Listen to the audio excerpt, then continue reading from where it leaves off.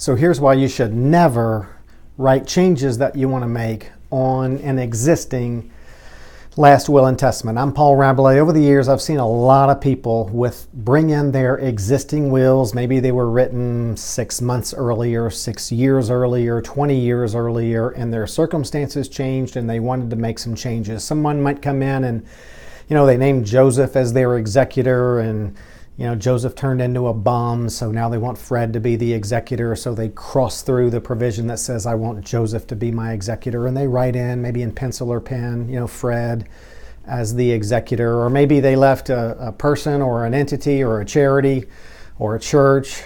Maybe they left that person or entity $100,000 and they just changed their mind. And maybe they think, well, I just want that person to get $5,000. So they cross through on their will the provision that says $100,000 and they write in $5,000. So that really causes all kinds of problems. The rules make some sense, but you won't get it right unless you really, understand the rules and work with somebody who can interpret the rules and get it right.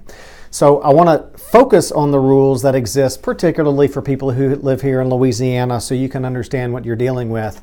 There's really 2 rules that apply. The first one says that a revocation of a legacy or other testamentary provision in a will, the revocation of that provision occurs when the testator, the person whose will it is, clearly revokes the provision or legacy by a signed writing on the testament itself. So they can revoke a provision in a will by clearly revoking the provision or legacy by a signed writing on the testament itself. Okay, so that's how you revoke a provision. Then there's another rule that says any other modification of a testament must be in one of the forms prescribed for testaments. So the rules are more strict when you're trying to put a replacement provision in there, and the rules are relaxed when you're just merely trying to revoke a provision. So let's go back to our example. For example, gentleman wants to change his executor in his will from Joseph to Fred. Joseph's now a bum.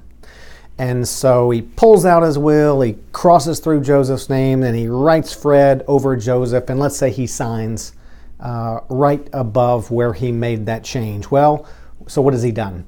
He has met the provisions for revoking that provision because it's a signed writing on the testament itself. He scratched through Joseph, he signed it, and so Joseph will not be the executor. He wrote in Fred as well. Now, is Fred going to be the executor? Not necessarily, because that's a different modification. He wasn't, by writing in Fred, he wasn't revoking a provision. He was adding a new provision, and that must be in one of the forms prescribed for testaments. The only possible form it could be is an holographic will, which must be written in his handwriting, signed and dated.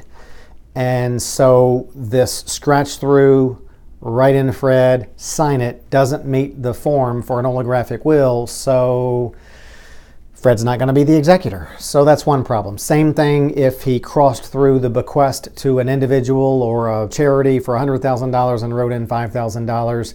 If he signs on the testament itself, that revocation is effective. Whoever he left $100,000 to ain't going to get that $100,000. But they're also not going to get the $5,000 because the other modification was not done in a form prescribed for testaments. So what does all that mean? It means our rules on changing your will, we've got rules, and there's a reason we have rules. And if the rules aren't followed, those changes aren't going to be effective. And you might say that's not fair. You might say 8 people saw me do it, and I told 12 people that's what I wanted. None of that matters. If you don't follow the rules that we have, then those things are not going to be effective. So really important, if you're going to make a change to your will, in particular if you live in Louisiana and want to make a change, really need to see an attorney who understands all this stuff and can help you through it and get it right the first time. So hope that helps. Have a great day.